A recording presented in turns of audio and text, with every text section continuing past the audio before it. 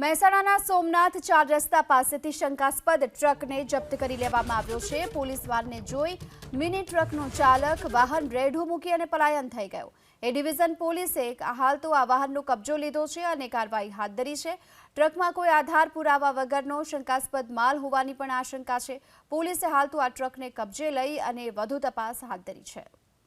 તો પોલીસે હાલ તો આ ટ્રકનો કબજો લીધો છે અને તપાસ હાથ ધરી છે, કારણ કે ટ્રકમાં હાલ તો કોઈ આધાર પુરાવા વગરનો શંકાસ્પદ માલ હોવાની શક્યતાને જોતા પોલીસે તપાસ તેજ કરી છે।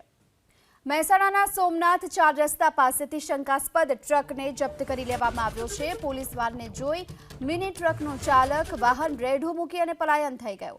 એ ડિવિઝન પોલીસે હાલ તો આ વાહનનો કબજો લીધો છે અને કાર્યવાહી હાથ ધરી છે। ટ્રકમાં કોઈ આધાર પુરાવા વગરનો શંકાસ્પદ માલ હોવાની પણ આશંકા છે। પોલીસે હાલ તો આ ટ્રકને કબજે લઈ અને વધુ તપાસ હાથ ધરી છે।